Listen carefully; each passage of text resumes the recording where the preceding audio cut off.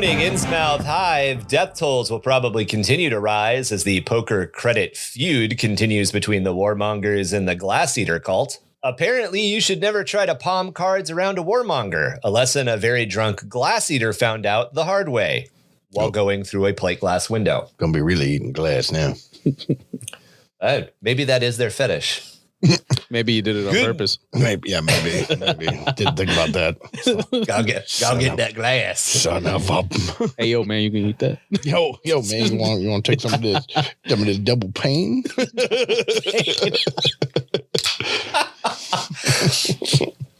Good news for the rest of the Underhive is the Glass Eaters will probably continue to hold up at their abandoned asylum until the warmongers get bored and find something new and shiny to play with. We are your lost signal in the vast expanse of the void, 665.66 UHMR ChemRat radio. I will be whispering nothings into your ear during these long, lonely morning commutes. Lonely? Goblin King. Lonely. Them lonely morning commutes. I just write tongue twisters. Right? Yeah, that's really what I'm like, especially for Ryan. That's just because I can't pronounce shit. I was going to say, I was like, you read the word the and it, and Ryan's like, yeah. I am joined today by my Xenos crumping co-host, Marky. Hola. And our five-sided fusion-toting beast. I've heard of rock candy, but glass candy? Really? This is ridiculous. Hey, man. It's extra chewy. People just like to get weird, you man. damn Mexicans and your glass candy. Ever seen that?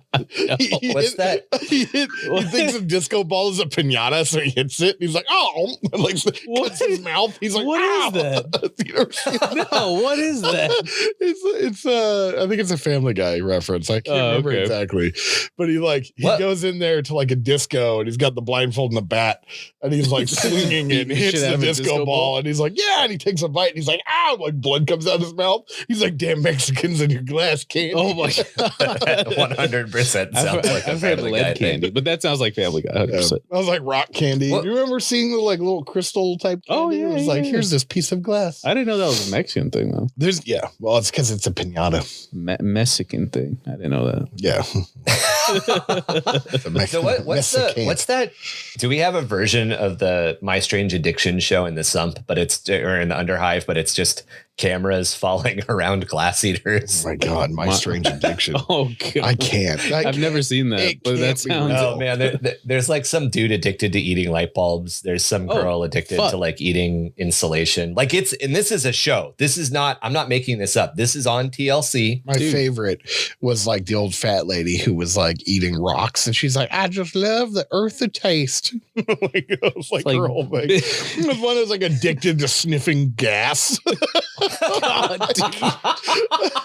It's just like bitch, eat a deer. Yeah, eat a game of deer. She's like that earth eat of real taste. God, dude. Oh, dude, it was so like I can't. Did she have teeth? Did she have teeth? Barely. She did, but like they were nubs. Yeah, they were like when you could see all the space between them. Yeah, it was like that. Yeah. So how could she still eat? She wouldn't. She would like sit there and kind of chew them a little bit, and then she would just, I don't know. There's so much of that show that I just absolutely cannot believe. You're just like the girl. The girl was on one episode, and she's like, "Yeah, I was eating couch foam," and she would like rip out the foam out of the couch and eat it. And then like she's in another episode, and she's like, "I also forgot to tell you I'd rub it in the dirt first." And I'm like, "That's not." All right, yeah. Just no. Like, the fact that you came back and you're like, oh, also, like, no. You're like, you guys love me so much, I thought I'd share my other secret with right? you. I was like, I also eat shit. Yeah, right? No, that was like people that do that too. That was you gotta wonder how much of that, like, that's a good point, Tom. You gotta wonder, like, the guy that was addicted to eating light bulbs, were they light bulbs or was somebody making like sugar glass? Oh yeah, no, for this show. No, I do believe that there was a dude, because they have it on like Ripley's Believe It or Not. If you remember that show, it's awesome. There are dudes that can do that. There's a guy who ate an entire airplane. like literally ate an entire airplane, like over the span of like several years. But he, you know what I mean? Like there's people that can do these things, but they're freak shows. And I mean that in the term of like, they do this for a living. Right. Like, and like circus lady types. Yeah. Stuff. And so that's the guy who eats light bulbs guaranteed was like, I could also make money being on this show. What? You know, like, glassass.com. You're going to pay me how much to do what? Yeah. The girl, like, I can't. It makes me like, I hate television for that reason. Especially television stations or like channels or whatever you want to say, like TLC, where everything just kind of migrated towards sensationalism. Yeah. And like, thank you. Sensationalism. That's the word. Yeah. Everything did it. Then MTV did it. MTV was like, we could show music videos, or we could produce 17 shows about my 16-year-old pregnancy. Yeah, exactly. And then we were kind of talking about in the pre-show, we were talking about, for all you Patreons, we were talking about Forged in Fire, and like one dude made a sword, and the guy like sprained his wrist really bad, but they were like, oh, he could never swing a sword again. Oh yeah. you created a weapon of, that hurt him. Like they instantly fail. It's like, I mean, that I understand, but I don't. As somebody who fights with swords, I don't. No, but I mean, of times I've fucked myself up with my own weapon. Yeah, like, but you don't blame it on the weapon. You know what I mean? Like that's what I'm talking. Well, yeah, exactly. They blamed it on the weapon. Like, no, dude, you're just an idiot. Like, like you fucked up. It's cool. We all do it. It's like seeing that weapon and swinging with it anyway. Yeah, and it's like these guys are not like two of the guys are like super fat dudes, and it's like, I feel like not a fucking sword fighter. I feel like he came back with the sling after. Right? Yeah, probably. Yeah. I think it was the fat dude. Actually, no, it was the Colonel Sanders looking dude. Colonel Sanders looking dude. Now I gotta watch doing this for 30 years. It's like, no, you weren't. Like, you weren't swinging swords. You haven't done this for 30 fucking years. You've been sitting your ass on a couch reading a book. You've been sucking on that Kentucky Fried Wing for 30 years. Yeah. That's what I'm saying. Like, don't get me wrong. Like, I'm a big dude too, but like, I actively swing a sword. Yeah. You know what I mean? Like, and still, like, I'll be like, oh, fuck that one up. Like, what is it? Well, you've got more of like a blacksmith's build. You don't have a couch potato. There is a difference between couch potato and like burly blacksmith. Couch potato and strong potato. Let's not even get involved in the sweet potato. you got your baked potato. That's Kevin. There's couch potato. There's baked potato. Kevin's the baked potato. Potato au gratin. That's gonna be when I do Kevin's logo. I'm gonna do a potato wearing a like guardsman hat with just big ass red eyes. I'm gonna consider myself a hash brown. I'm like a mashed potato. I'm salted and crisp mashed potato. Double fried. I would say that I'm a raw potato. Like, I'm dense. Like pretty dense, little bitter. Yeah. We'll probably put you on the toilet. Right? Do you remember the flail that somebody bartered with Abex at? Or fucking Wasteland, whatever it was. Whenever we last went, like 2-3 years ago, it was transmission parts that had been made into a flail. Like 400 pounds. Yeah, and I really wanted to go swing it, and he kept being like, "No, put it down." Yeah, well, because if you would have swung, it would have broke. It would have broken. It would have killed like shattered 8 people. Like they were all like, "Stop, put it down," and I'm like, "I'm gonna go hit something." Yeah. I mean, my favorite one was like the infomercial where the dude's like, "Really great quality swords here. You can see it." And he hits the table, it snaps and stabs him. It's so good. And he's just like, you're like, wow, what a great. Oh my God. No, it's live. It's like the live infomercial. And they're like, this is, he's like fucking bleeding. Yeah, no, he just dropped. And they were like, we need medical attention. Oh, this is a great deal, everyone. Buy these today. Like, wasn't there, there's one. It's fucking gutted. You know those scaffolding ladders? Yeah. Oh yeah. So way back in the day on QVC, you can find this. It's like a clip from the 70s. It's just this one, and the guy is like climbing on it, and it kind of clicks. And his co-host, the like Vanna White girl, is like, "Are you sure you should be doing that?" And he's like, "Oh yeah, it's totally safe. I just didn't lock it. But let me show you. Even if you don't lock it right, it can still hold your weight." And he like goes forward another, and it fucking sandwiches on him. Oh no. And you're just like, something broke. I don't know what, but something broke. Something broke. No, this sword literally. And like, it's one of those misconceptions when, like people say, like you block with like you're supposed to in reenactments, you block with the flat of the blade. Mm-hmm. And you get people, I had one this last freaking event. He's like, well, that's how swords break. I'm like, no, swords break when you have a shitty sword and I edge hit it. Now, and my sword is like, the one I use is very good quality, mm-hmm. and it's basically it's a Pompeii style gladius, so it's basically a crowbar. And I was like, you want to see your sword break from edging? I will snap that bitch in half, like But people think like, oh, because you hit them on the side, they'll break, and I'm like, shitty swords will. So I'm like, you're right. If you have a shitty sword. Right. Yeah, because it's what the fuck? It's treated on the edge because you want that to be the hardest part. But if you treat the entire sword properly and treat the edge. It's all about just tempering it. Right. Yeah, it depends on how the sword's made. Aligning the bonds. Right. But I mean, the thing is that if you get when you edge, right, you hit an edge with an edge, right, you create either a roll or a gouge. And that gouge, if it's not treated properly or tempered properly, you'll get a crack. And then that crack will just wing, and then the whole sword goes. Yeah, the top sword just tomahawks off into the distance. Mm. So that right there, I don't know, is that coming through? That little gash right there, that's from me almost tearing a steel shield in half.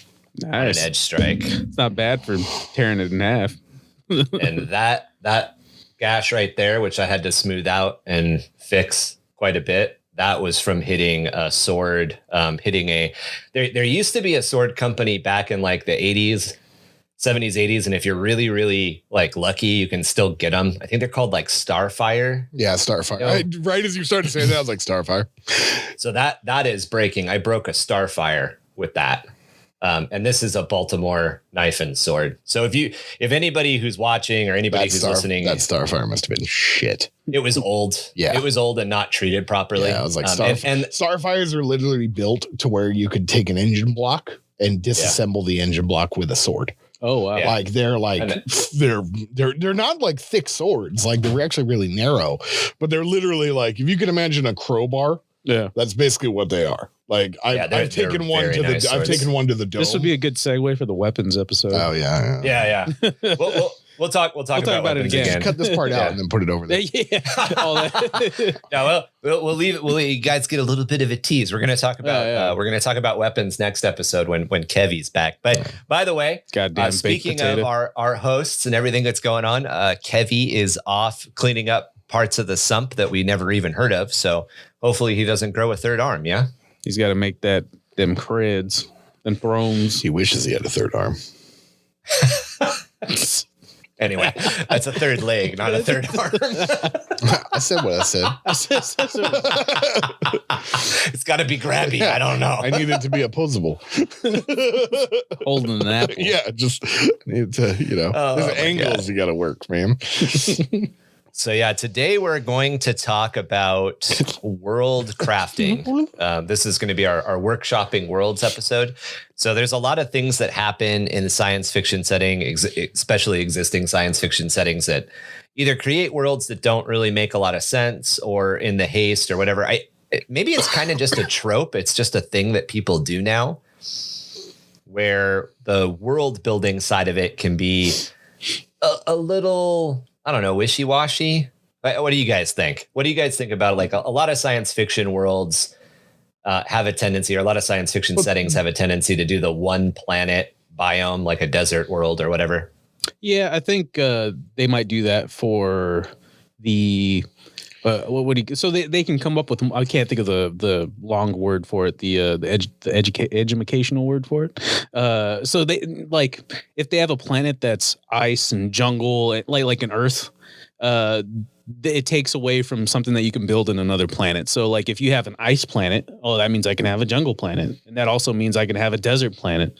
That also means I can have like a gas planet. But if you have a planet that's like a bunch of biomes, it gets a little, I guess, repetitive. Well, the reason they do that is for simplicity. You can't focus on a singular story if you have, like, if you look at Game of Thrones, right? Like Game of Thrones, multiple biomes, right? If you were to make that a science fiction movie and they were on different planets, I mean, Star Wars, for instance, right? Right. I mean, even in Warhammer, they're like, all right, cool, we're fighting on the planet. We have to take this one city. Yeah.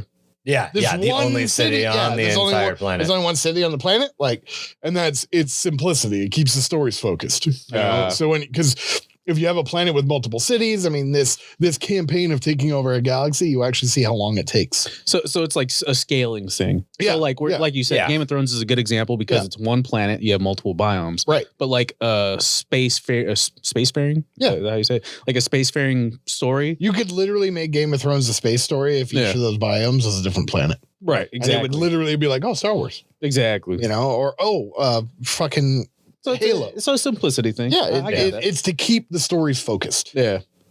It does break some of the concept, though, of what a science fiction setting is. And I think there are good examples of it and bad examples of it. I am being joined by an Emmett. Emmett. Hey, come here. Emmett. Come here, Emmett. Put him into the microphone so you can hear him breathe. You little potato. He immediately freaking sniffs the microphone. Here's an example of an overbaked potato. Little Emmett. We miss you, Emmett. All right. Oh, God. He shit on my lap. He shit on my dick. He shit on my dick. That's exactly what I was like. Oh, God, he shit. He's not exactly heavy, but he's dense. I was like trying to put him down, and I'm like, oh, my God, you're dense. I think there's good ways and bad ways to do it with the one planet biome. And I want to get into that in a minute or in the future. But kind of to kick it off, yeah, you guys are right. Like I think that's a lot of the reason it's done. I bet another reason that it's done that way is it's really easy to be like, hey guys, we need to film something that looks like it's not on Earth, and not a lot of people know what the desert looks like. So we're gonna go to the Mojave. We're gonna go into the middle of the Mojave, and now we're in Tatooine. Okay, guys, well, not a lot of people know what the Amazon rainforest actually looks like, so we're gonna film in the Amazon rainforest, and now we're on a different planet. I think some of it is filming restrictions too. It's a lot easier and certain, you're already going to that location and you already know you're going to be there for whatever it is, 6 months or 3 months filming those sequences. So you might as well just write the story based on what you have. In the filming world, there's a concept called the Robert Rodriguez list. And I imagine it existed kind of before Robert Rodriguez started making films, but he very concisely laid it out. When you start filming on a budget, which a lot of science fiction has a tendency to start off on a budget or under a budget, a very small budget, you build a list of the 10 things you have. So in Robert Rodriguez's example, he's like, well, we know that we have an El Camino. We know that we have a bunch of mariachi costumes because, somebody in our group of friends was a mariachi. We know that we have access to the police department in Mexico City, and we know that they have one confiscated Uzi. We know that we've got this. We know that, okay, are we talking about Breaking Bad right now? No, El Mariachi. Three Mariachi. Oh, Three Amigos. Yeah. I was like, how is Desperado and El Mariachi a reference you don't get? Well, I've actually never seen Mariachi. I've only seen Desperado and Once Upon a Time in Mexico. So you should watch El Mariachi, and you should watch El Mariachi for one reason. They could only get the Uzi that's used in the movie to fire once. It fired once and it jammed, and they could never get it to fire again on camera. Really? The entire movie is made with that one clip. And it's in if you know it, you're like, oh, wow. But if you don't know it, you don't notice it. The fact that you don't notice it is amazing. It's like when they went back, or when they made Army of the Dead, the original person that they cast to be the helicopter pilot, about 2 or 3 weeks before production was going to wrap, did or said something that marked them out as a I think pedophile or something very bad happened. Right. They had to go back and refilm all those scenes. Yeah, and kick him out of the movie kind of thing. Yeah, knowing that and watching that film, like we watched it again last night. We watched Army of Thieves and then the Army of the Dead. We watched. But knowing that and going back and watching the film, it's really hard to I know they did it and I know how they did it because I watched an effects breakdown. Right. And there's still only like 2 scenes where I can pick it out. But yeah, anyway, the point being, you know, when Robert Rodriguez makes a film like Predators or even his newer stuff, like Predators or Once Upon a Time in Mexico, he always starts off with what are the like 10 things I know that I can use without spending money. And science fiction guys do that a lot, being that I produced a couple of science fiction shorts. The number of things that we produced that were like milk crates bolted to a wall, spray painted silver, dry brushed black, you can't tell. But we literally went to like an Albertsons and we're like, hey, you know, how much, not milk crates, soft bottle crates. Like how much for that stack of soft bottle crates? And they're like, well, we're throwing them away. And then we just take them all. How much for that cardboard box? Right. Exactly. And then people don't realize it. Or like if you need corrugated metal siding, just corrugated cardboard, tear one side off. And like that's so much of how science fiction works that I think from a filming I think from a filming perspective, that's what they do. There's always this kind of move towards that. When you start building stuff like that, or when you start getting to the point of writing lore and writing background and writing setting stuff, you can play with a lot more elements. And as science fiction kind of gets elevated in a way and Warhammer 40K gets elevated in a way, I think that we're starting to see a lot more desire towards that. So we basically wanted to talk about how we craft worlds and worlds that we think are crafted well. I always talk about craft worlds. I swear to God. Yeah, I know. If I can shoehorn it in. So first off, if you guys don't mind, I wanted to kind of go over the Imperial world classifications. I feel like that makes kind of sense as a good place to start. Oh, you're asking us. Yeah. If I mind. I for some reason thought we were like live studio audience. If I mind. I don't know why. List them all off right now. If I mind, what's the plan? Stuck. If I do mind. We're talking about it anyway, deal. Yeah. Right? That's so funny. I was like, who's he asking? Oh, us. Duh. We're having a conversation, you moron. It's a Ryan. It's the Ryan show. Yeah, right? I was like, I'm just watching Ryan. I'm thinking, for some reason, my brain just went like, we're streaming. You know what I mean? And I'm like, chat, what do you think? Chat's not there. Fucking jackass. Well, I can understand why. I mean, we're recording everything. Yeah. You're watching the recording. Exactly. So yeah, I'm looking at it like it's a stream. You damn tater tot. That's Kevin. Kevin's definitely. No, Kevin is the baked potato. Kevin, no, because like the baked potato tot. I just think baked. I know. Potato. I understand the reference, but that's too literal for me. I just look at a baked potato, how they're kind of like starting to wrinkle. You know what I mean? Like there's steam coming off of them, you know, like that's what I think of when I think of a baked potato. Kev's got some wrinkles. Yeah, but not like I think of being sat down in a chair for so long that like you start to wrinkle. You know what I mean? Like it's like being in the water too long. So Imperial worlds are classified based on how the Imperium uses them. Alpha worlds are agri worlds. Agri worlds, pretty self-explanatory. The entire world is given over to agriculture. Aggravation. A lot of times, what's up? I said aggravation. Everybody's just mad. It's an aggro world. Yeah, aggro world. A rage. A rage farm. Yeah. A lot of times people internalize or kind of mentally think of these just massive pastoral, cornfields or whatever. However, I think it's important to kind of note an agri-world can be a planet entirely covered in water that's growing a specific type of algae. It could be a world that's a planet like Earth, and all the different biomes on that world are just filled with different animals that the Imperium uses as food stock. The Imperium also does this thing where they introduce the Grox to a world that's, kind of Earth-like and verdant. They introduce the Grox, and then the Grox fuck up the entire planet because that's what Grox do. Grox, what the hell is that? The Grox is it's the animal that the Imperium likes to eat. It's like the cow.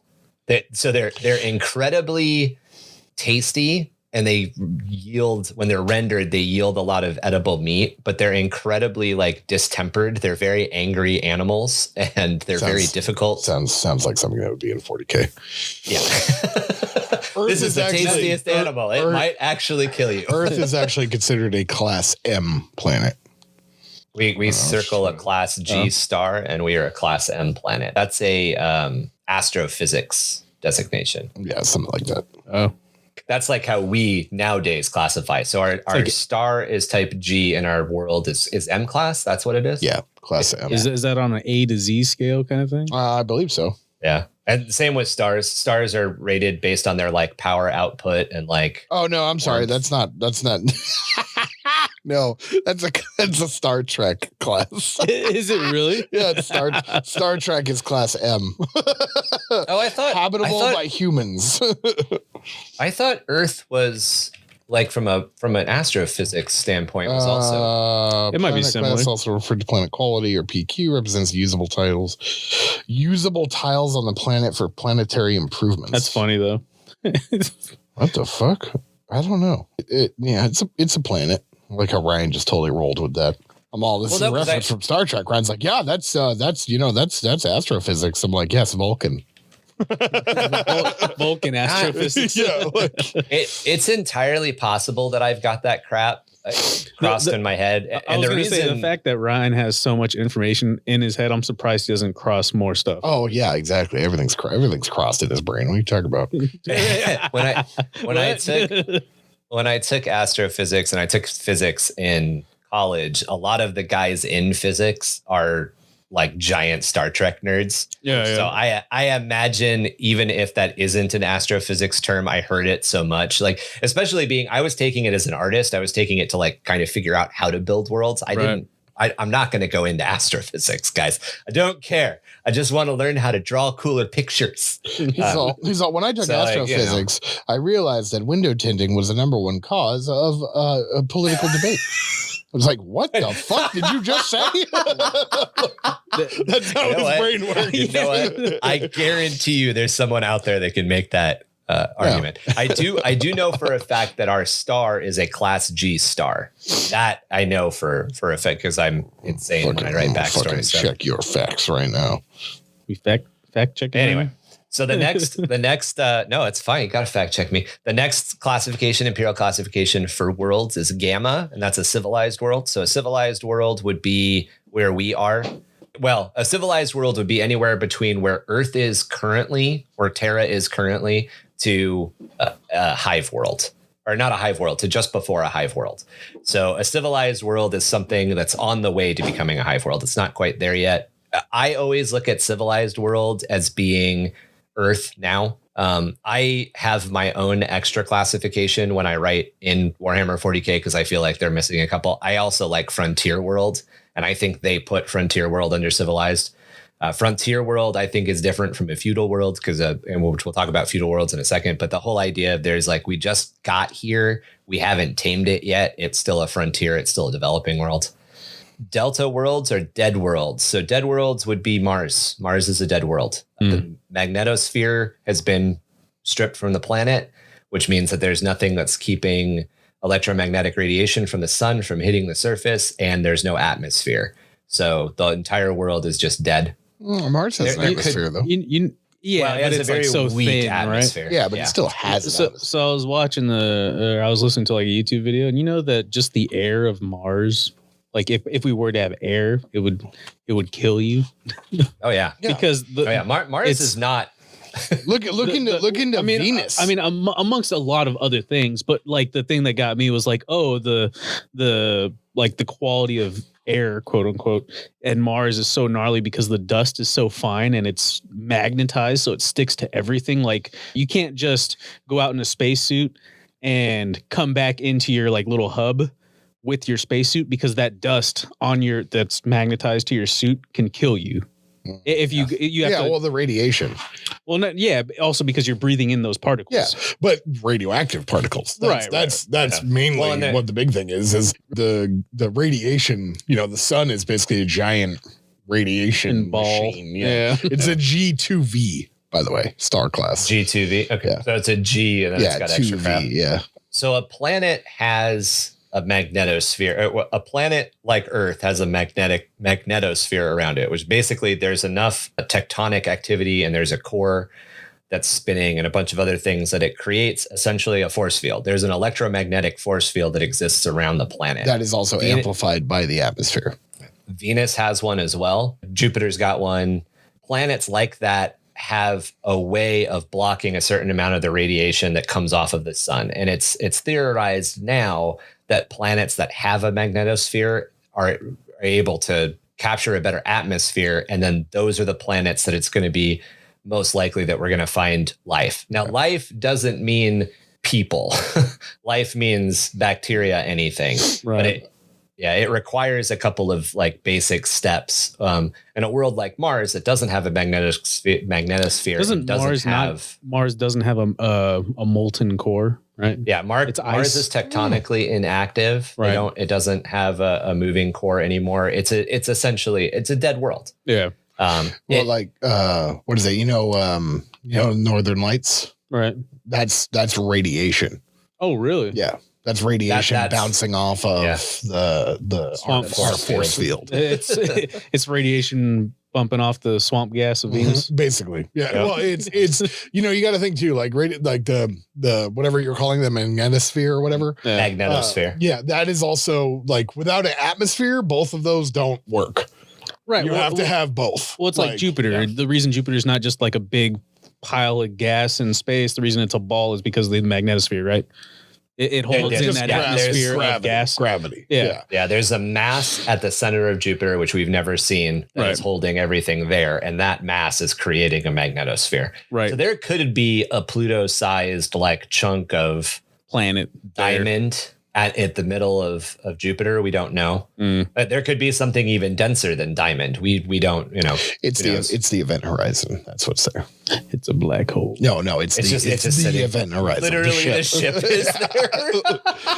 Have you seen how much of a mind fuck would that be? Isn't the event horizon the end of the universe? The event horizon is the limit of space in the universe. Space. Right? Yeah. Well, not like it's the not like the edge of the universe. It's the edge right before a black hole. Yeah.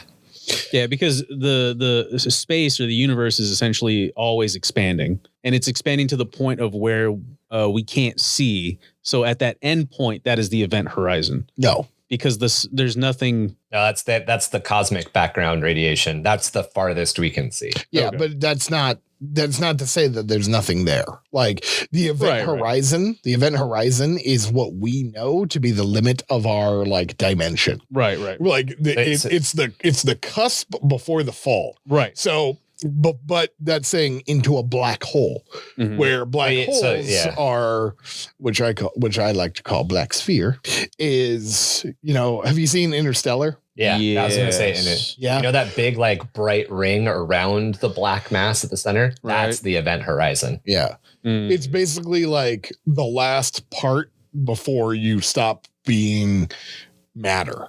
We're a part of the universe. Yeah, like your matter disappears after. Yeah, you become a part of the black hole. Exactly. The matter is absorbed into the black hole. Yeah, like it's where light goes away. Like when the light beam is like, here it is, ooh, it's gone. No, that's it crossed the event horizon. Yeah. That's why the ship is called the event horizon. I watched Treasure Planet last week. Oh, Treasure Planet. I was looking at that. It was on Disney Plus. Yeah. I was like, I showed it to my kids. Was it good? Yeah, you should definitely watch it. If you haven't watched Treasure Planet, it's pretty dope. It's basically like steampunk. I already hate it. Yeah. Well, they have things called solar sails, so it's like pirates but in space. Yeah. I don't want to watch that. You should. It's not bad. No, it's not bad. Not Hearts in Atlantis. Atlantis. It's just called Atlantis. Atlantis is dope. Isn't that a song from like Hearts of Atlantis? I think Hearts in Atlanta or some shit. Hearts in Atlantis. Hearts in Atlantis is a Stephen King book that was turned into a movie, which deals with the. I think I'm thinking of Kanye, like Watchers or something. It has to do. Hearts in Atlantis seems like it has nothing to do with the Dark Tower, but it's one of those like stories and movie sets that ties into the Dark Tower. Is that the shitty one with Nicolas Cage where he's just watching some chick? I think it's Meg Ryan. I was like, national treasure? No, you've never seen that? Never mind. You got to, I don't, fans, look it up. Nicolas Cage, I think Meg Ryan, he's like an angel that like, there's a bunch of people in Los Angeles. City of Angels, I think it's called. It's super bad. I was like, I don't want to watch it. That's super bad. Watch Face Off. It's just a lot of Nicolas Cage doing this. So Face Off.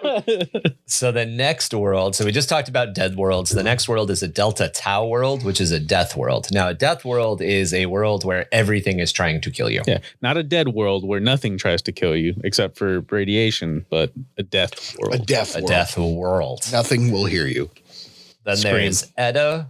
And then there's Edda worlds, which are hive worlds. We've talked about hive worlds before. Innsmouth Hive exists on a hive world. You better know you're on one. You're in one. You're in one. Hive worlds are part of the hive, incredibly part of the dense, incredibly dense human populations. Coruscant would be a hive world. Alderaan. You guys missed my Pirates of the Caribbean reference. No, just nobody cared. You're in good. One. I got you. No. It was good. I said part of the hive, part of the gang. Oh, part of the ship, part of the crew. Like I said. I see what you heard. It just wasn't good. Yeah, fuck you. The next world is a Mu world, which is a feudal world. Wait, hold on. A feudal world is a Mu world? M-U. It's like everything. It's probably pronounced Mew. A Mew, maybe. A Mew world. It's like everything. Cool. A Mu world. Everything is black and white. Yeah. It's the standard thing that GW does where it's kind of the Greek alphabet, but it's not the Greek alphabet. Yeah. So feudal worlds are worlds that are in the like Renaissance, in the Dark Ages, anywhere between the Dark Age, medieval age to the Renaissance. When I say Dark Age in this case, I don't mean Dark Age of technology. I mean like knights on horses, and it's a D&D world. A feudal world is a Dungeons and Dragons world. Yes, but not entirely. The technology can still be advanced. Just right. It's like kind of a hybrid. They'll have like las muskets. Yeah, right? It's like a hybrid. And it can also be, depending on how it's ruled, it could be a world that enforces feudalistic rule but uses high technology. Yeah, I think. And an example would be night worlds are a type of feudal world. Yeah, I think I was. What book was I listening to? It was a Space Marine book, but it was basically, and I can't remember. I think it was Mortifactors, that chapter. But they basically pulled a guy from the planet, but he'd like never seen a guardsman before. Never seen a gun before. Like they were using sticks and spears. They didn't even have bows. Like that's how I'm trying to think of the word, the bigger word that de-evolved. That's how I guess poor. They had reverted to barbarism. So there's a couple of different types of feudal worlds. There's night worlds. There's barbarian worlds or barbaric worlds. I can't remember. There's like a sub name for them. But basically, like it is very much D&D. Yeah. And a lot of times Space Marines will pull from those worlds because that's a world where there's a lot. I mean, these people, their entire way of life is physical melee, hand-to-hand combat. Yeah, it's super brutal. Which is a good tie-in to last episode where we talked about melee and 40K. Yeah, that could be the entire reason that they're pulling from these worlds is because they need somebody. We're going to train you to use a bolter, but we don't need to train you to use a chainsword because you've had a fucking sword in your hand since you were 6 years old. Right. So a row world is a research station. It's a research station. May not be a world, may just be a satellite, might be an artificial construct, could be a ring around a planet. A Phi world is a forge world. Forge worlds are planets that have been taken by the Mechanicus and entirely turned over to the production of weapons or things for the Imperial resources, war machine. And then there is a Phi Lambda, which is a Pharaoh world. So a Pharaoh world is what you were looking for. That's the barbaric world. So in a Pharaoh world, something happened at some point in its past where whatever great society existed is now gone, and people are back to just killing each other with sticks and stones. If you've ever seen the Earth, the Apple Terra pre-unification war. Yeah. Or I mean, like there could be our Earth right now could have been A feudal world. Well, no, could have been the predecessor to their feral world. You know what I mean? If like Battlestar Galactica status, like they come across Earth, it's like a feral world now. It's a bunch of cavemen because we existed and died out because we nuked each other. Oh, yeah. Right, you know what I'm saying? And then it restarted again. I see what you're saying. Yeah. Like that's if you've ever seen the Apple Plus show C with Jason Momoa, where everybody's blind, and then like it's been 300 years, and now kids with sight are being born, and the entire storyline revolves around like how fucking 6 people who have vision can fuck up an entire society. I imagine the way that they live being, it's presented as a feudal world, but I imagine if the Imperium came across a world like that, they'd call it a feral world.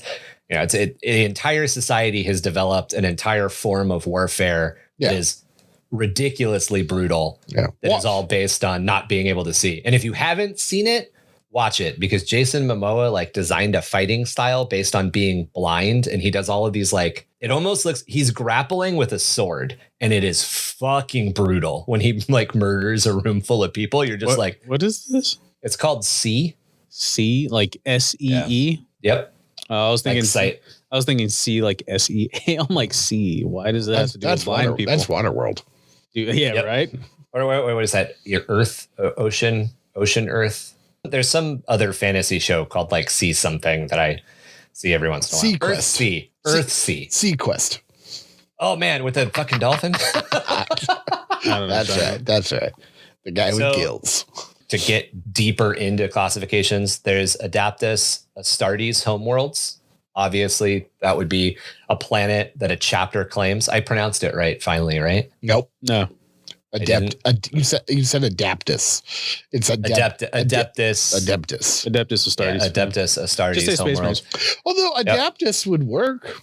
Adaptus Astartes. They adapt to whatever they're fighting. No. I think Adaptus is used. So they use Adeptus and Adaptus. I think Adaptus might be Sororitas. I think that's like the. No, they're Adeptus Sororitas. Yeah, you just say it wrong. Like Adeptus Mechanicus, Adeptus Sororitas. It's us versus ass. There's still Adeptus. I think. Yeah. Anyway, Sororitas. Yeah. It's not Adaptus. It's Adeptus. you just always say it wrong. Hey, I got Astartes right for once. You did get Astartes. He's all Astratus. Astrates. Astrates. we have an ass treaty with this planet. It's an ass treaties. Ass treaty. This is where we get all of our Adeptus Sororitas. Where we get all the ass from. So then there's a cardinal world. Canceled. Canceled. I was like, Ryan made a joke about the Sororitas. Stop watching the show. They made a joke about ass and treaties, man. So cardinal worlds would be like the Vatican took over an entire planet. Cardinal worlds can have a couple of different classifications depending on how important they are, but a Sororitas planet would be a cardinal world. Fortress worlds are planets that are completely given over to acting as a fortress against something that is coming at it. A very, very good way of looking at the entire universe and the way that 40K deals with the the galaxy, and the way that 40K deals with the galaxy is there's a lot of ocean analogies being made. So a fortress world would be a world that's positioned at like a galactic bay or something along those lines. Cadia was a fortress world. You're right. There's only one good path. What's up?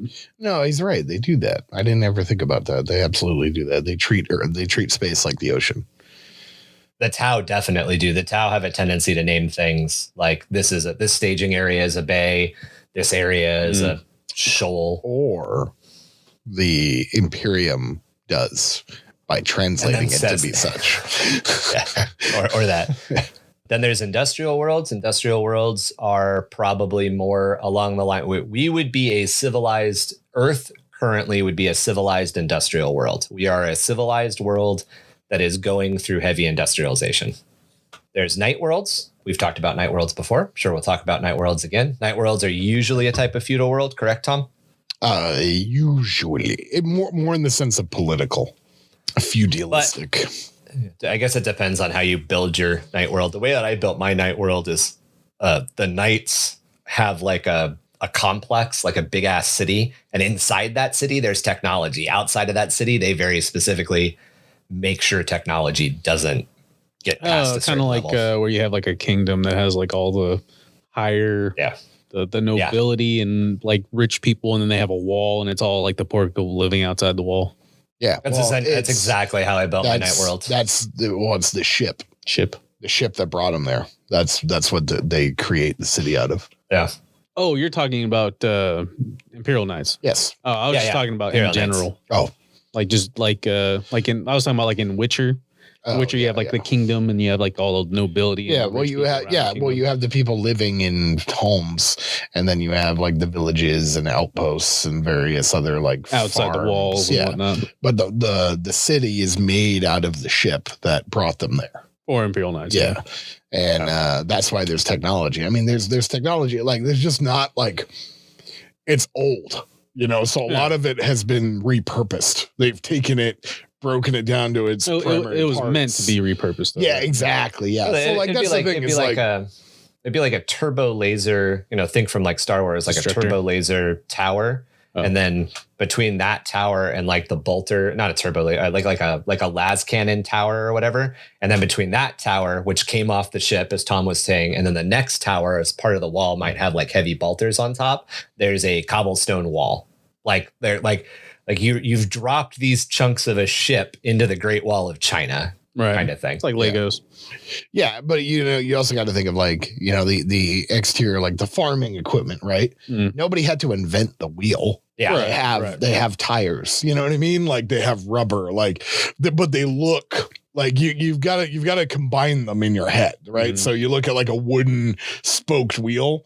Well, now make that using metal parts and rubber. Right. You know what I mean? Because everything's repurposed. That's like the whole point. Like they have cars, they have trucks, but only the highest people use them, or the people use them for like their grain mill. Right. And that's because worlds in 40K don't always have all the material needed to create those things. So like a world doesn't have the material to create cars. No, so they use. Yeah. Right. So but that's the thing about night worlds in specific is that they were created using this ship, right? So they have these giant ships, which is their like, what do they call it? Pilgrimage ship or whatever.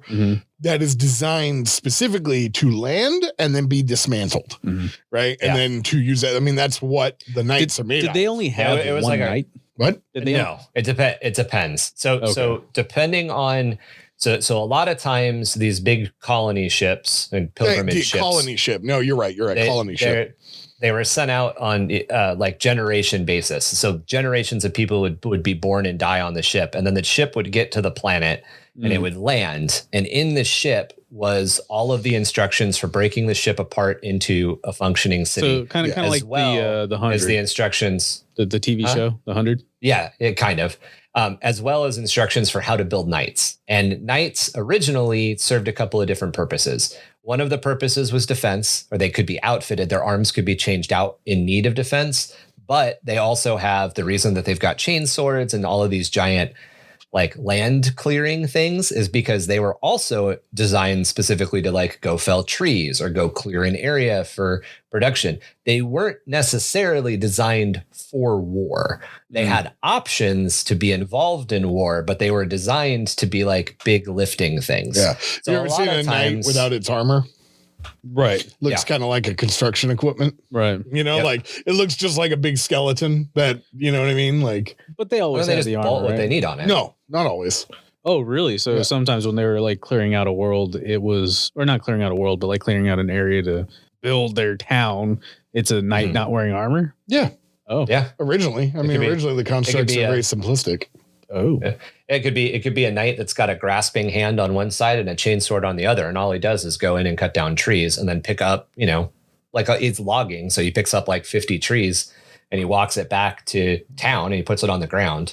Well, look at the Cerastus pattern knights, right? And if you look at the original Questoris knights, the armor looks not like we have Questoris knights now that look very fancy. Right. Right. Well, if you look at the old like Questoris Knights, they're fairly simple.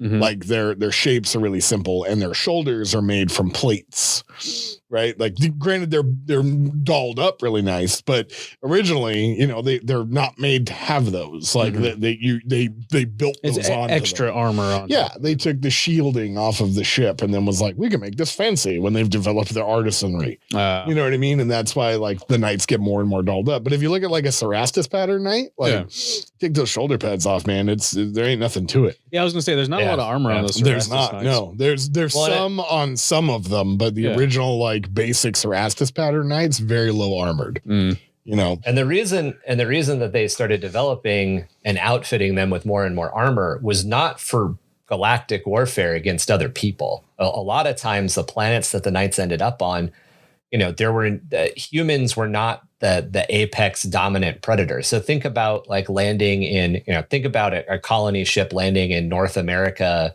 45,000 years ago when there were lions the size of elephants with, giant tusks that actually controlled all of North America.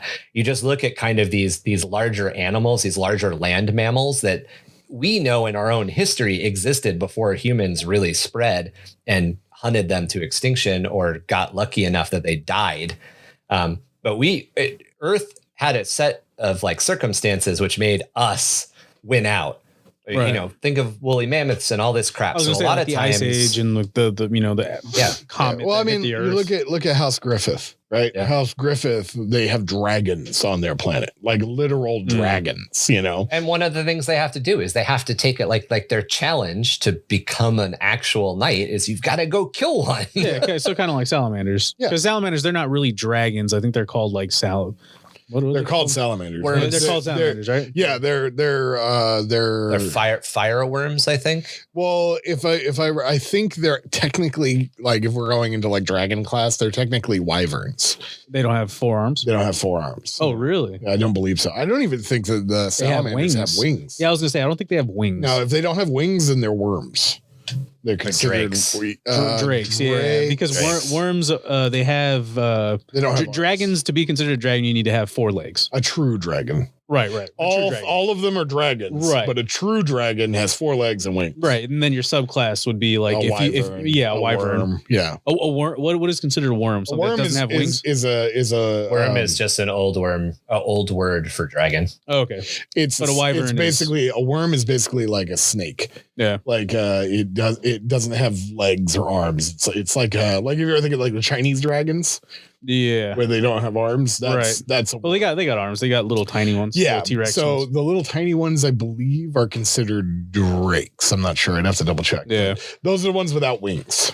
But essentially, what we're getting at is wyverns only have 2 legs, and then they have their wing arms. Yeah, Game of Thrones dragons, basically. Right. If you can think of it, that's a wyvern. Oh, really? Dragon. They didn't have they have 4 legs. That's a wyvern class dragon. The only reason I know this is because of Monster Hunter. The animals on their homeworld are called deep drakes. Deep drakes. Okay, so they're drakes, yeah. Okay. So if you think of like true dragon, Maleficent when she turns into one. Yes. That's a true dragon. Like my night world where Eric comes from, they have true dragons there. That's why Maleficent poses as one. I've got more story for that, by the way. Anyway, so moving on. Building worlds. And it all depends on the setting. Like D&D, old dragons call themselves great worms. But it all depends. They've modernized now, like because I've been reading a lot of it because I've been fascinated with Game of Thrones again. Why? I just like sword fighting, bro. That's really what it boils down to. What about Witcher? Did you like the Witcher sword fighting? I love the Witcher, but it's so fucking good, dude. There's not enough of it. I can't binge watch it every night. And that man. So good, right? Like that man. Jesus. Like I'm not gay, but I would in a heartbeat. There's things that could be done. Like, I don't care. Like I don't care. I just want to wash him. Can you get in this? Can you wear the Witcher wig? Right? I want to go. I want to work out with him. Tell me about yourself. I don't know what it is, dude. I'm just like, you're so cool. Right. I want to talk. Yeah, sure. I don't even like Custodes, but I'll listen. He's British, him. Right? Yeah. Yeah. But no, I mean, like when it comes to, I mean, honestly, when it comes down to these like world generation, world building, these are all the facts of like getting into it too. You want to like, do you want to have a world with dragons? Do you want to have a world with worms? Do you want to have a world with giant sharks? Right. No, you can look into things like I want a world with like D&D. I mean, D&D could be a really good foundation for a planet that you're trying to build. Yeah. One of the things I've come up with, I want a world with sharktopie. What? Sharktopus. Sharktopie. Sharktopie. It's the plural Deal of with sharktopus. You know what a sharktopus is? I don't want to know. Yeah, it's sharktopus. It's half shark, half octopus. I didn't want to know. It's amazing. when you're imagine a giant octopus, and then when it opens up to get its mouth, it's just a shark head. That's exactly what I didn't want to picture. So it's when you build your druid in D&D and you specialize in wild shapes, so you can make the Gloctopus. The Gloctopus. Half Glock, half octopus. No. Octopus holding 8 Glocks. I was like, it's half Glock, half octopus. I was like, it's a 9mm octopus. You don't even need to aim when you're shooting that many times. You're just kind of blanketing that area. It's just General Grievous, but organic. Yeah. No, but like, so then that's like that's what, like, you can come half ocean world, right, beach worlds, all right, yeah. And all of this stuff, like as we're talking about, thank you, Matthew McConaughey, for showing up in the podcast. All these little tidbits that we keep wandering into, these tangents are definitely, this is the brainstorming part of world building. There's mining worlds. Pretty self-explanatory. It's a planet given over to mining. Mining worlds usually become forge worlds at a certain point, but a mining world might also be a world that a nearby forge world has decided to completely sacrifice to the forge world's needs. Paradise worlds or pleasure worlds, those are... What was that last one? A mining world, they would do what? Forge worlds would... So there's two things that happen with a mining world. A mining world might naturally become a forge world, or a forge world might decide, hey, Venus, or Venus would be a bad example. Hey, Mercury is really rich in a bunch of resources. We're going to mine Mercury until there's nothing left. Dude, you just gave me an idea for my Gene Stealer cult. So instead of an imperial world that provides bodies to my mining world, or that the Gene Stealer cult are on. So my Gene Stealer cult are on a mining world. And they have a treaty or a deal with what was, now that you gave me the idea, which was an imperial planet, just a regular world. But now I'm thinking it's a forge world, and anybody that doesn't alter their body, like flesh bags, they give those people to the mining world, and they become Gene Stealer cult. They're just like, we don't want to deal with you. Like, oh, you don't want to follow the path of the Omnissiah? Exactly. That's it gives a reason for them to give bodies. I need to hit up my buddy about he was building an AdMech army, and I need to build that up because we need an AdMech army to fight. We got Ratmech. Eventually. In Timbuktu or whatever the hell it is. That doesn't help us here. And that's my whole background. Army. My whole background for my Ratmech is Skaven naturally exist in this chunk of space, and the adepts of Mars at some point came by and like changed the planet into a forge world, and then the Skaven either killed them or they stopped being there, and the Skaven just took over what was there. Or someone boned a rat. Yes. Motorcycle mice from Mars. Yeah. Yes. Ooh. Dude, that show. It's like whenever he was talking about his Ratmech, I was like, motorcycle mice from Mars. That's what they are. That's who they are. It's like it's like a Kia commercial. Kia commercial. Damn, you dated yourself with that one. Thought we weren't dating the podcast, Mark. Come on, man. Jesus. Hey, they don't show that commercial anymore, so it's like that's so good. They actually did. They actually I think last Super Bowl they had. Oh my God.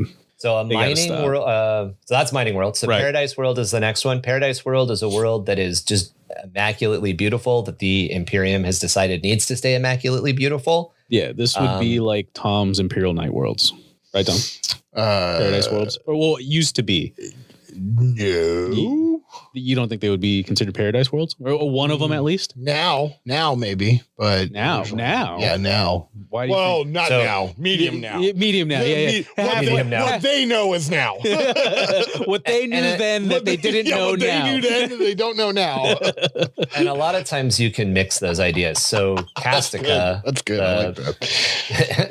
Castica, the primary planet of my setting, the Skaldmar worlds, is a civilized paradise world. Nice. Because it's a colder planet than Earth, and there's a lot of ski stuff that happens on it. Yeah, the imperial nobility specifically travels to the planet to go to these snow lodges to like ski and to hunt big game animals in the snow. Yeah, like downhill skiing. I thought you said it's an E planet, and I was like, what is this? Ski. Yeah, it's like, what does this just mean? Molly. You get off and you get Molly.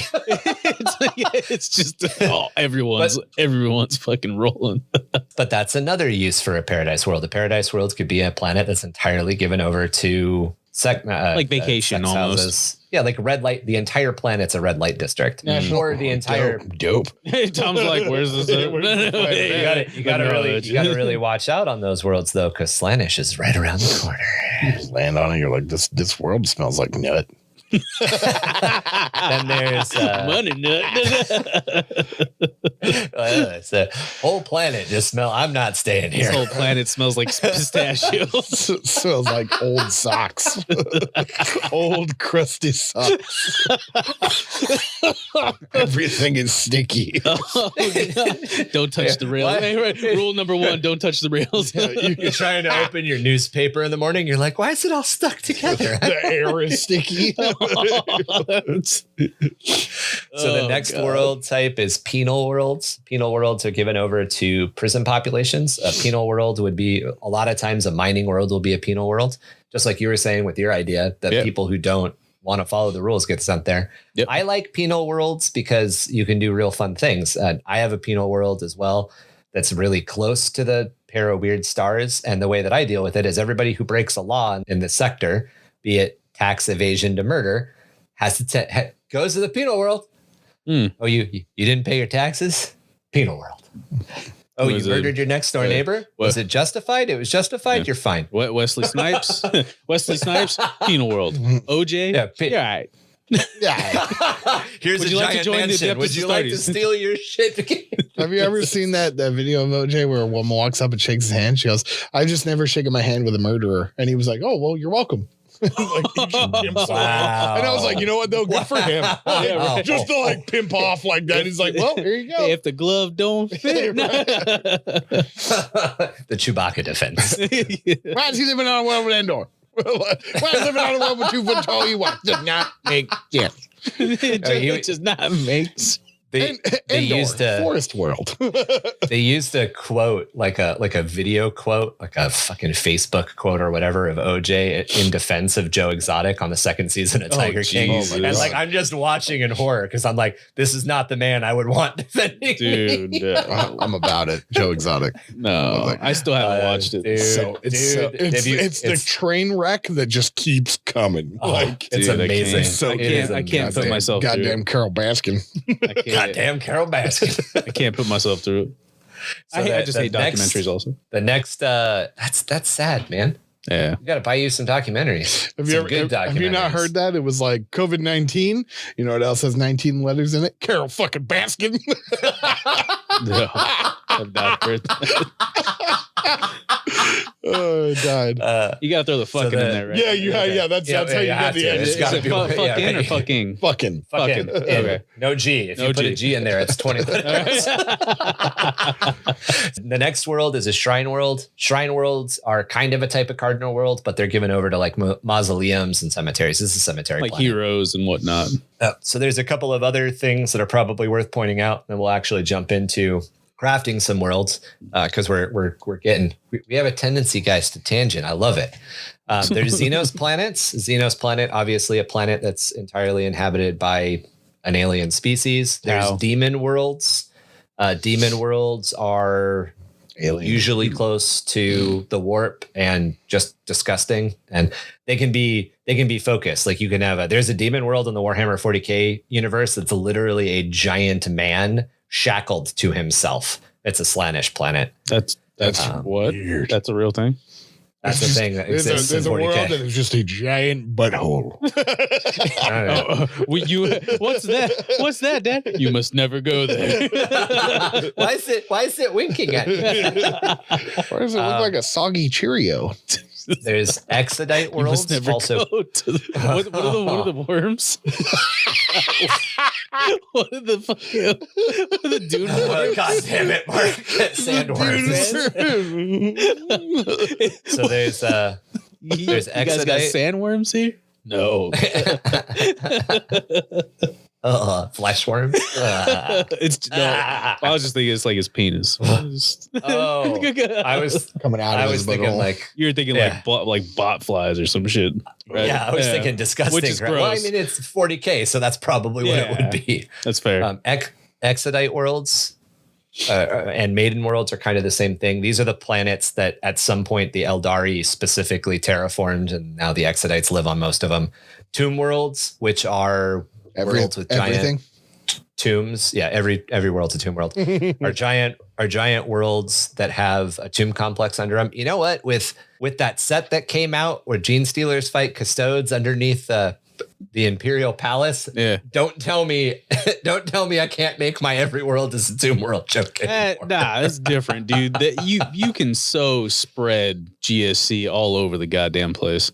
Well, and the Necron at one point controlled the entire galaxy. So, but yeah, I got you. I'm not saying that you can't be a tomb world. I'm just saying that it's that'll be the next set. It's like, just the Necrons are fighting the custodes. Dude, Terra's fucked. It's over. Dude, that might be a more gnarly fight than the GSC. Honestly, the GSC is like an easy win. The Necrons, you're just like. I have a feeling we're gonna see stuff from the GSC that's gonna make them kind of. We're dating ourselves, but I have a feeling we're gonna see some codex increases that are going to make that fight make more sense, because like right now I'd be like, what are you going to field one fucking custode against like 90 Gene Stealer cultists? Yeah. No, well, you know what? The thing is about GSC is that they are very squishy, but so just like Gene Stealers, like you can murder, like a Terminator can murder like 50 Gene Stealers lorically speaking. But only one Gene Stealer needs to get to that Terminator to can open fingers. Yeah, exactly. They got them. You're a can and I'm a can opener. Exactly. And it's the same thing with Gene Stealer cult. They have those. They have that can opener hand. You know. Yeah. They got that. So, I'm trying to think of something clever right now. They got that. Pimp hand. Pimp hand. They raise the pimp hand up and they bring it down. They got Edward pimp hands. They got their baby powder on their belt. Got them baby fingers. Then there's Crone worlds. Those are the original planets that the Eldar used to inhabit. Those are like their super special worlds. There's only a couple of those left. Orc worlds, worlds completely infested by orcs. Tau worlds, a world completely infested by Tau.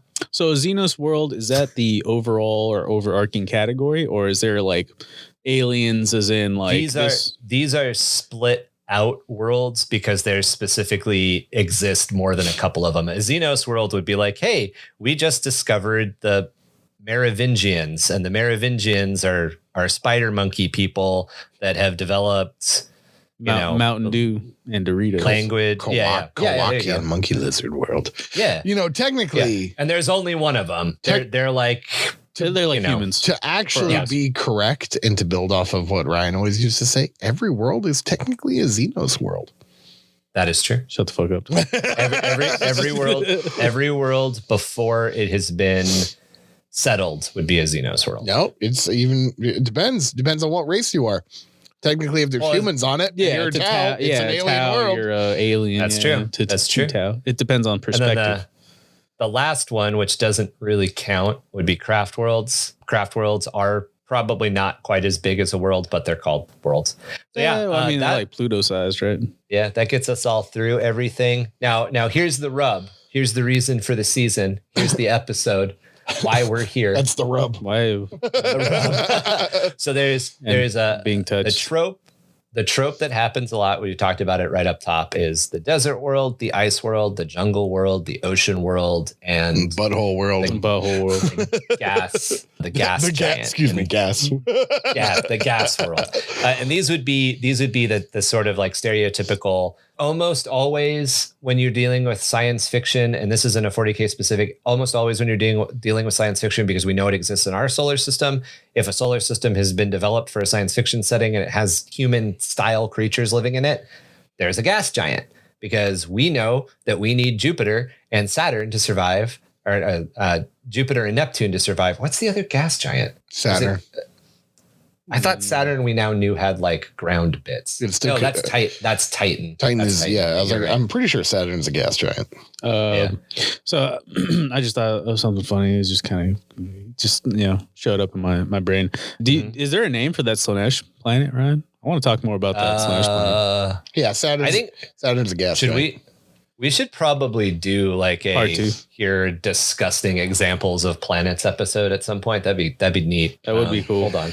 But I was just thinking like, Miss Frizzle taking them on a... Oh, my God. We're going to go to Slanesh planet today. It's a combination between when they went inside of Ralphie and exactly. when they went to Pluto. That's what I'm girl, thinking. that's a booty hole. Yeah, God, you ruined my joke. What's that? Girl, that's a booty hole.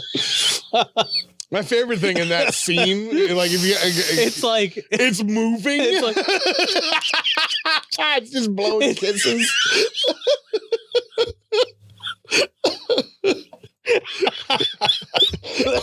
I'm glad you've seen that episode. It was when he was eating those seaweed wrapped like carrots. You've never seen that, orange.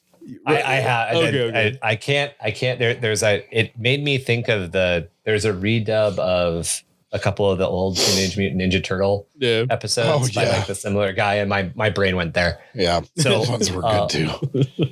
Oleanis is a demon world inside the Eye of Terror devoted to Slanesh. The entire planet is actually a colossal, morbidly obese man curled into the fetal position. Oh, the surface. I've seen that. Yep. I've seen a picture of that. He's got like the hooks on his back. Yeah, it's creepy looking as shit. Shit, I didn't know that was a planet. Jesus. Yep. That's funny. I thought it was just a fat guy. He's a fat guy floating in space. No, not in space. I only ever just saw the picture of it. So I thought it was like a fat guy like getting like tormented. You just like Slanesh. Yeah. I was like, oh, Slanesh shit. Like, nah, that's a planet. Yep.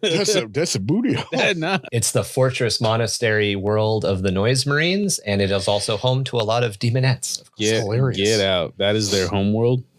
Yep. Some fat guy. That's great. So we should do that. We should. I want to call him Ralph. Ralph. I want to call him Ralph. Planet Ralph. Planet Ralph. Perfect. Dude, that is the home world of the Noise Marines. That paints a picture, right? Oh yeah. Well, they're tormenting a dude. They're literally tormenting somebody constantly. That guy's alive, like sentient. I don't know. We'll do an entire episode. We'll do an entire episode where we'll break down everybody. There's your homework for a future discussion episode. Is everybody needs to pick out some creepy ass world that we could get into. Oh my god. Something that happens a lot, and I'm going to pick on it immediately because it's pretty much the best example I can think of. And I've got a good example of it being implemented, and I have a bad example of it being implemented, is the desert world. Authors are obsessed and movies are obsessed with the idea of a desert planet. The bad example I can think of is Tatooine. And I don't think it's a bad example because it's implemented bad. I think it's a bad example because the amount of implementation we see is very, very small. We see a very small chunk of Tatooine in the movies.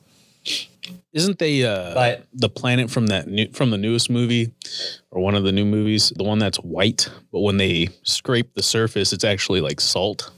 And it's like red underneath. It's a desert planet, not a nice planet. That's a thing that Star Wars does. And that's why I'm picking on Star Wars. Star Wars does this planet's a desert a lot.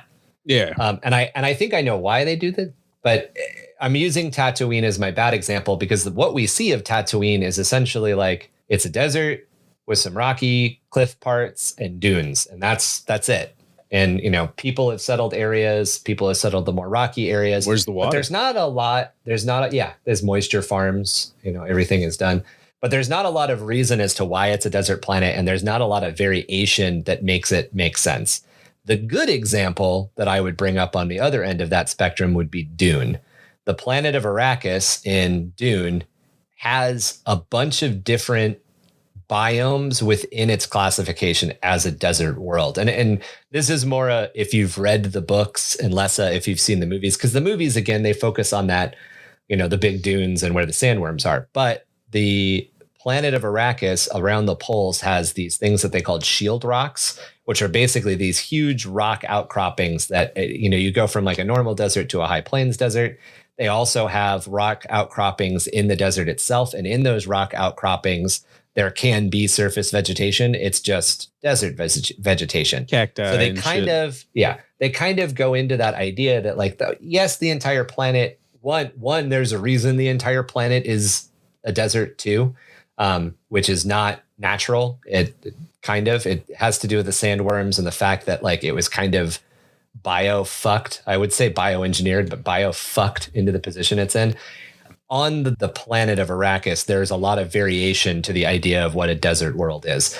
And it makes sense in a certain context for there to be the existence of a desert style world and an ice style world, because there's an area that we talk about around a life-giving star that's called like the Goldilocks zone. And the closer you are to the sun in the Goldilocks zone, the hotter on average your planet is going to be. Yeah. And the further out, well, you're looking basically at Mercury, Mars, and Pluto. Mercury is too hot, way too close. It's a volcanic world. Mars is a desert zone. Is it? No. Earth is the Goldilocks zone. Mars is not. Mars and Earth are both in the Goldilocks zone. Mars is not. Yeah, it's just that Mars doesn't have an atmosphere. Okay. It's still in like but you look at Mars and you go desert world because everything looks like the Grand Canyon. Right. And then Pluto, ice world. You know what I mean? Yeah, like that's why, that's one of they do it for simplicity's sake. And one of the other reasons is because like it mirrors our own galaxy. Mm. We have stuff we can look at. Yeah. But if you wanted to make an ice world or a colder world that humans could exist on, you would basically say it's a little bit further out in the orbit than Mars would be. Shift Mars a planet out rather than several planets out, just one planet out, and its atmosphere, and it has an atmosphere. It's going to be so cold there that it's pretty much it's going to be a permanent ice age. That's the other thing you can play with. Maybe your planet is in a permanent ice age, or not in a permanent ice age, but maybe your planet is in an ice age. However, what we do know about ice agey areas from our own world and our own study is that any place there's a volcano, there's going to be some verdancy. Think of the classic like pulp action film set in a desert, and all of a sudden they come across a oasis. So on an ice world, you might have oases clustered around hot springs or something. Right. And it might be a deep jungle. It might be the entire planet's an ice ball, except these like 20 or 30 areas that are like giant chunks of rainforest because of volcanic activity. Yeah. Or you can have like an entire like mechanical world. The entire world is just a fucking robot. Well, and that's the end result. Star Killer Base. That's the end result of the planet. Of the Mechanicus fucking with a planet, fucking with a Forge World. As Forge Worlds start to resemble giant. Wait, there's two fates for a Forge World. There's Coruscant, the entire planet becomes a city, or there's the orbital ring thing. So a lot of times on a Forge World, they'll build orbital rings around it. And that's where, because it doesn't make a lot of sense to build big ships close to a gravity well. You want to build it outside of a gravity well. Mm-hmm. So they'll build rings and then they'll transport raw material to the rings and then they'll make the ships or whatever they need to make. So they almost like space. Dyson sphere. Yeah. Like a small Dyson sphere, because a true Dyson sphere or a true like halo ring would be the Goldilocks zone all the way around a sun. These are just orbital rings around a planet. But eventually, especially in super developed Forge Worlds, and I know there's a couple of examples, I can't remember their names right now, but there's just a couple of asteroids left of the planet. Everything else is these orbital rings and orbital platforms because the entire planet has been mined to nothing. Right. I really like the idea of when they use moons. Like the planet itself is inhabitable, but the moon is, because that's very similar to Titan. Titan is considered to be a somewhat habitable moon. I thought Titan was like a huge ass version of Earth.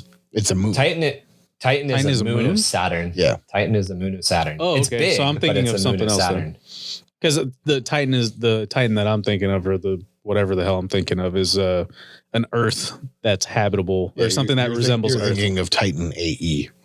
Titan After Earth. That was a Disney movie.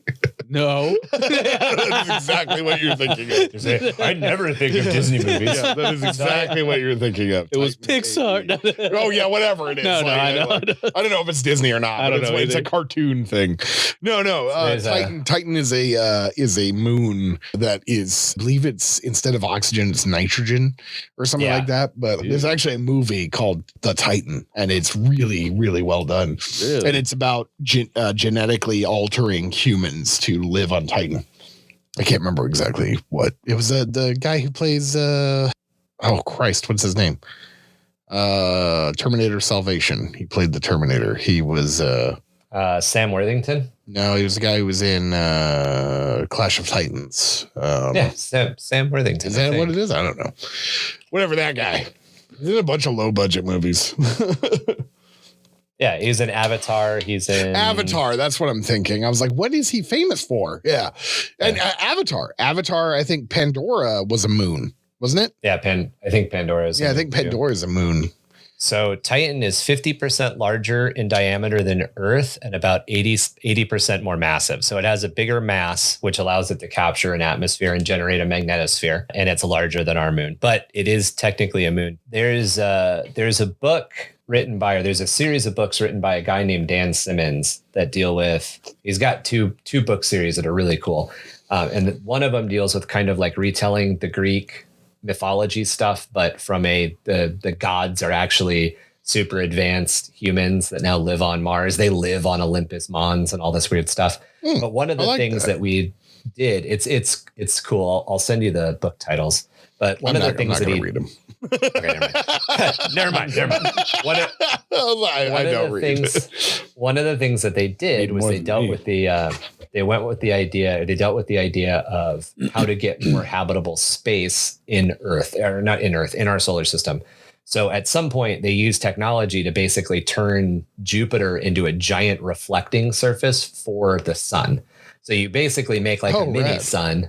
All the moons around Jupiter became more or less habitable. Wouldn't that be fucking sick to have not a chrome planet, but like a planet that has an atmosphere that has super reflective properties? So it is like essentially a second sun, but it's just the atmosphere. Once you break that, it's like a normal planet. Yeah, it's a chrome planet. That'd be a cool ass idea. A chrome. So what I did.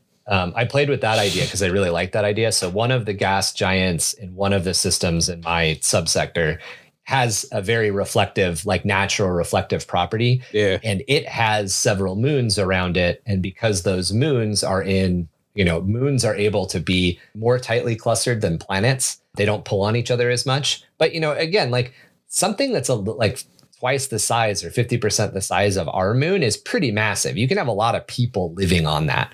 So there's just 5 or 6 moons around this gas giant that are all habitable because they're in the right place to be habitable. Oh, that's gnarly. Okay. So it's like a bunch of mini Earths. Yeah.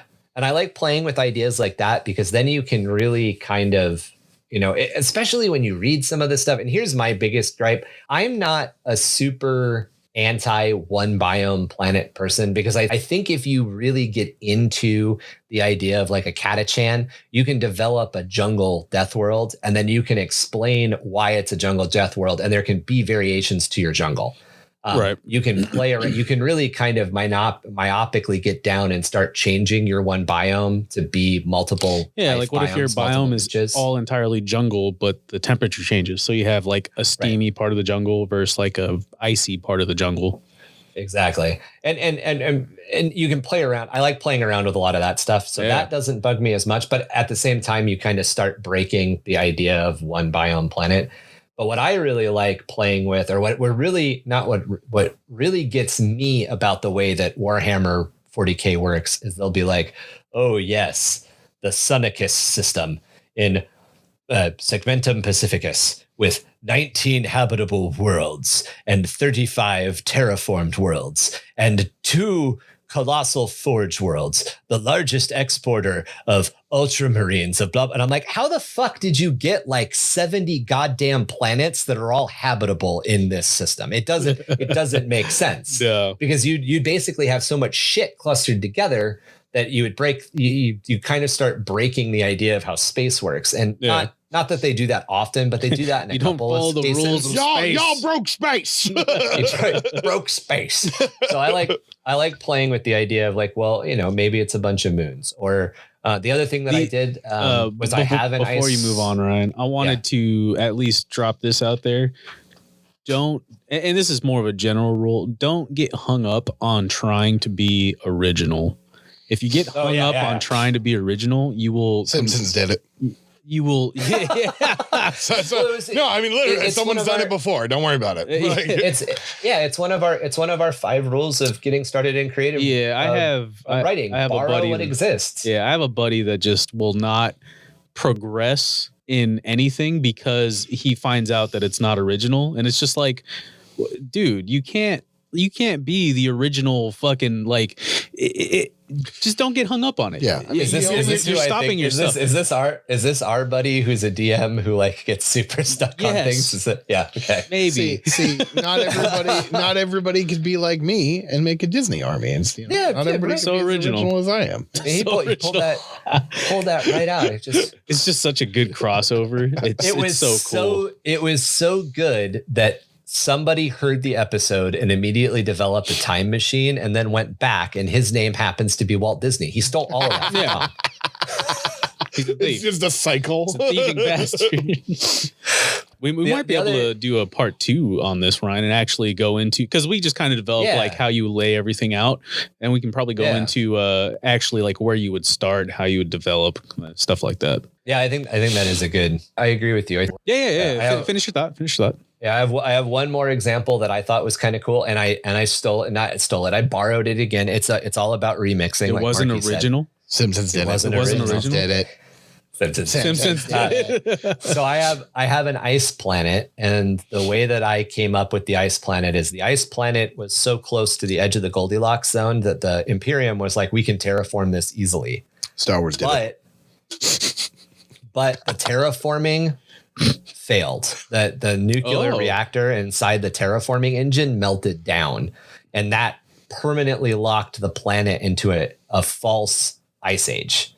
So that's technology breaking down fucked up the planet to a level where it's now permanently an ice age. But that's even at that point, the closer you are to certain parts of the planet, you can still get certain resources. So like it's a planet known for exporting wood, because there are people who I don't know if you guys have ever seen the show. Mark, you haven't seen it because you hate documentaries, but the show is all based on the fact that these dudes like dredge old rivers to pull up like ancient logs. Oh yeah, and then they can sell. So that's the entire economy of this planet is based on these guys that live in this very, very thin strip at the middle of the planet. Bougie ass shit is that? Hey man, you want this this ancient log fucking table? It's all about rednecks selling to rich people. Yeah, it's great. Yeah. So that's the entire economy of this planet is based on that idea. Sounds people like live wormwood. in this certain like tiny chunk at the very, very equator that actually has like exposed water. Yeah. And they just travel deeper and deeper into the ice to try to get these ancient logs because the planet at one point was covered in forests. And then that's pretty cool. Because I love dunes so much, there are giant ice caving ice worms. I dig it. Have you seen Subnautica Below Zero? Have you seen that? Allie's playing it right now. Yeah, you should check out the worms they have in that. Yeah, they call them leviathans, I think. Yeah, but they have these worms that burrow through the ice. Awesome. Their nose heats up. Oh, that is super dope. It was fucking cool. It's really cool. Their crest is like this big bony crest, and they actually it glows red, and that's how they break through the ice. That's fucking sick. That's a good idea. Yeah, and it's cool because like I was thinking about that in like an Ice World type thing, that there are people that hunt these worms, right, to get the liquid that causes this heat reaction, right? Oh, and then they sell it as an explosive. Can I borrow that? Yeah. No, that's why I'm saying it. I'm like, use this. That's fucking cool. That's dope. Yeah.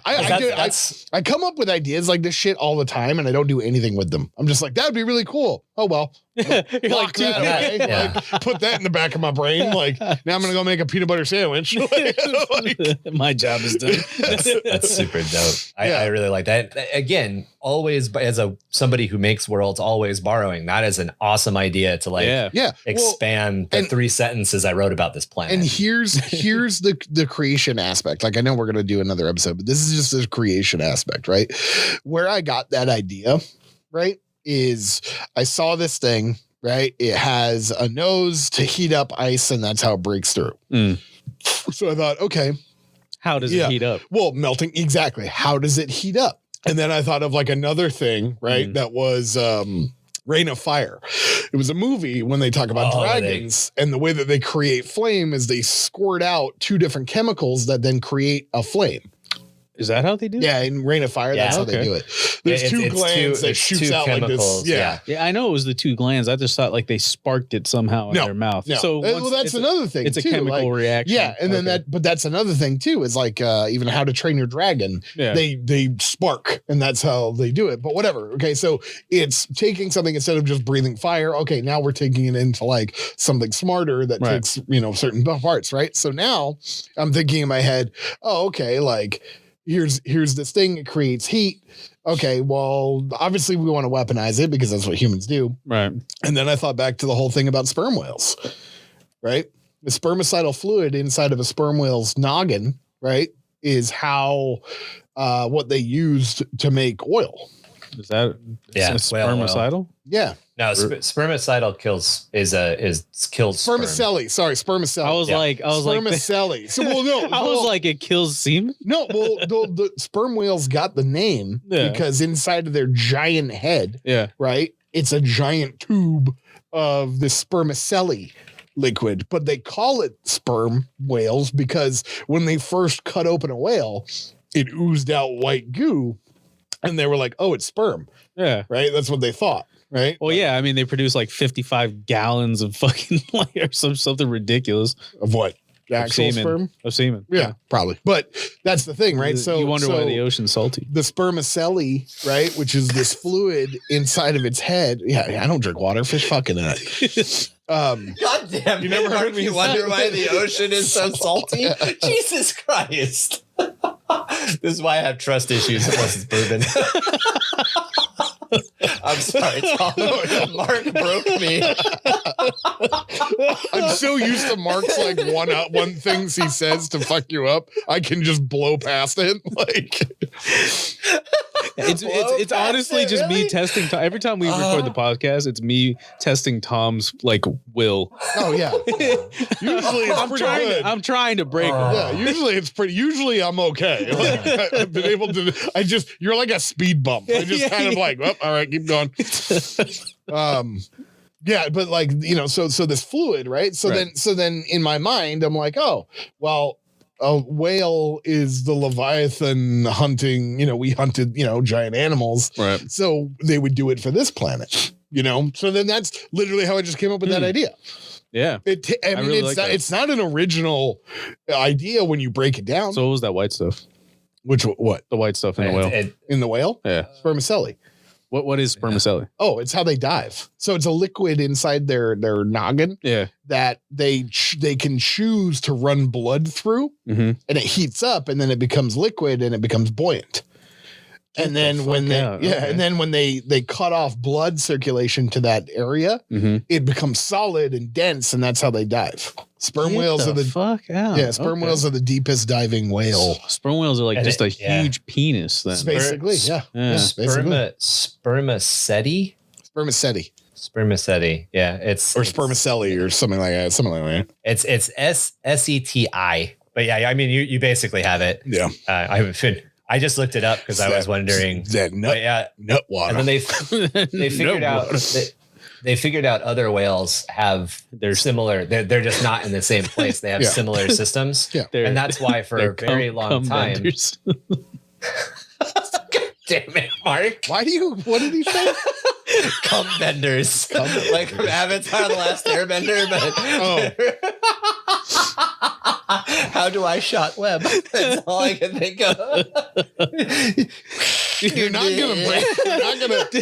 gonna break me on this. You brought up the subject of sperm whales. No, that's what I was like. I was prepared myself. I was like, now's my time to strike. Yeah, I was like, I'm gonna talk about whales. Here we go.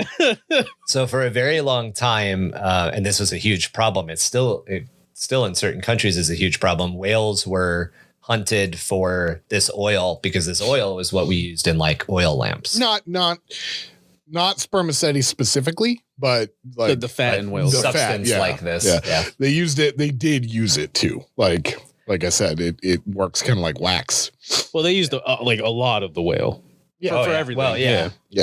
But they didn't. But it's the whaling industry is an awful thing. That Anyway, so the way that I like that. This is what I wrote based on, because this is awesome, Tom. As ice worms melt ice with bone protrusions that create heat through a chemical reaction around their head. Mm-hmm. Humans hunt smaller worms to harvest these chemicals to maximize the life and potency of promethium.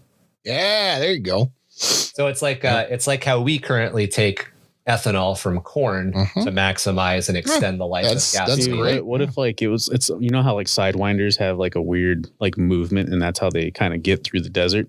What if it's like it's penis that heats up and it like pushes through with its hip and then backs up and then goes into that location and then does the same thing again? So it's almost like a V, call it like a V worm. It's the other way around. Super inefficient. It's the other way around. Super inefficient way of moving. It uses its head to create a fuck hole for itself. But it opens up also. So its penis is single-handedly the same size as its head. Yes. It opens up all sorts of interesting things too. That the whole idea. I like how Ryan's argument was that's a super inefficient way of getting around. I just like you just imagine that. Like that's the. I'm just really happy. You have to be hard and you have to hump. That's the only way you can move. I'm just really happy I finally got to use fuckhole as like an fuckhole as an actual term. That's a thing. But I like the idea because the other thing that you could do, you could take these worms, and especially if you get them small enough, you could force them to make like artificial habitats. Like you're hollow this area out, and then they move like steel in or whatever. Yeah. And then they've got a base underneath the ice. Anyway, that I think that kind of wraps us up for our first episode on this. For a creative writing episode coming up, we're going to get into world crafting. We'll brainstorm. You guys want to each brainstorm a world? Do you want to brainstorm a world together? Do we each want to take honestly, examples? It was kind of fun. Like just building off of you, like when you were talking about pick a world and then we'll go on from there. Yeah, just like this ice world that you were talking about. Like, dude, I think so. Maybe we talk about some of your worlds, and then like if we have any ideas that we can build off of that, that'd be pretty cool. I think. Just because I'm not creative enough. No, he's terrible. I think I like Tom's idea. I think we take the imperial classifications. We'll roll a die. Yeah. And then we'll just add something off of that. And we'll just see what we end up with and try to build off of that. And coming up here pretty soon, we're going to have a 2-parter on the Skaldmar worlds, just because I have a lot of stuff in there. And with a lot of the questions that we've had from our community and a lot of the interactions that I've had with people in our community, I did a lot of like making my own version of Space Vikings. And there's a lot of people have been like, oh, how did you do this? Oh, how did you do that? Oh, how did you do this? So I kind of wanted to share it all. Yeah. But it's probably going to be a 2-parter episode because I think I've got like 38 or 39 pages written. So Tom's kill me. I was like, Tom's like, kill me. Oh, Viking worlds. Yeah. I think you'll like what I did, because I took the actual, like the way that Norse culture worked and broke it down and then built into how stuff works rather than trying to do the like, oh, this is Vikings on TV, or oh, this is Vikings in popular culture. Instead of trying to be a sweetaboo. Yeah, it's fine. I don't know. I never heard that. And I got to a much better place going through it, because I developed a lot of different things that are Norse inspired, but not Norse at all. Well, like, Weeboo, right? Like a weeboo is like a person that's like into like Japanese culture. Stuff like that. Well, a Sweetaboo is someone who's into like Swedish, like Norse culture, like Swedish. Like every dude you see at like the gym that has a Mjolnir like hammer. Yeah, that's a Sweetaboo. He's got the beard and his hair tied back. Or he's got a bald head, like what those guys. Like he's got the tattoos on his head. Exactly. Hey man, I watched the first half of the first season of Vikings, and now I know everything about Viking and now culture. I embrace my culture that I never did anything, any research about. Bro, you're from Boston. You live in Southern California. Shut your mouth. You wear a sweater when it's 50 degrees. When it's like you freeze to death at 60 degrees. You can't use a can opener to open a can of beans. What are you talking about? Exactly. That was our first episode on Workshopping Worlds. We went over a bunch of the information about how 40K classifies worlds. We talked a little bit about bouncing ideas off each other, kind of just got into the meat side of it. We will get into the potato side of it next episode. Cool. We hope everybody had a fantastic Thanksgiving holiday, or the Feast of the Emperor's Ascension, as we call it here in the Innsmouth Hive. We are now going into the year of sangria or whatever. We're going into the festival of Sanguinilla. Year of sangria. That's what we're all taking the bottles off. What you're talking about, we're taking the bottles off our grandma's tables and we're gonna drink them. I've been in the year of sangria for the last 16 years. What are you talking about? Yeah. If you guys have any worlds that you've built that you want to share with us, or you have any questions about the world building stuff that we've already gone over, go ahead and reach out to us through underthehiveofmadness@gmail.com or jimdarkgaming@gmail.com. You can also become a part of the conversation and part of the community by joining us on Discord. Another thing that you probably want to check out, as Marky just dropped, is we are going into our second painting contest, which is the Sanguinilla, the Feast of Sanguinilla painting contest, which is all based around the Christmas holiday. You don't need to paint your things in a Christmas theme. If you want to, you totally can. But the way that we're running this particular contest, it is painter's choice. So if you are subscribed to us through Patreon or subscribed to us through Twitch, you will have access to join that painting contest. Maybe we should also take email entries. How about that? For people who aren't big. No, get on the Discord or get out. If you're a patron to us and you aren't part of our Discord, you should probably join our Discord because it's pretty dope. You're screwing up. But if you don't want to engage with the community that way, that's totally fine. Just email us your submissions. But we do have a lot of community building and a lot of community events on Discord. So we definitely very much encourage you guys to check that stuff out. Yeah, most definitely. If you're not there, do better. Be better. If you be better. If you guys want to support us a little bit more directly, you can find us on Patreon. That's patreon.com/underthehiveofmadness. We've got some video podcasts episodes dropping, and basically we take video as we're recording the podcast now that we're working remote, and we drop the unedited version for you. So if you want to hear us ramble and talk at the beginning as part of our post-production meetings, or if you want to just get an idea of how much we say and it's is too much, you can definitely check that stuff out. We also have a couple of other things. Like I said, it enters you into the painting contest. We've got a couple of side episodes that we are planning right now, including an episode style where you can sit down with us and brainstorm your lore. There'll be Patreon exclusive episodes and Patreon exclusive opportunities to join us in that. You'll join us right here on the podcast, and we'll just talk you through or kind of bounce some ideas off of you. There's maybe also you just want to let everybody know, and that's fine too. Yeah. If you already have your lore and you just want to talk to us and you just want to read it to us. Yeah. Because I think that's a big thing. And Ryan, you wrote, 40 pages of lore. How many times have you been able to tell people about it?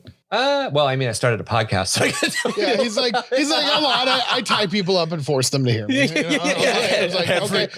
those of you who aren't psychopaths.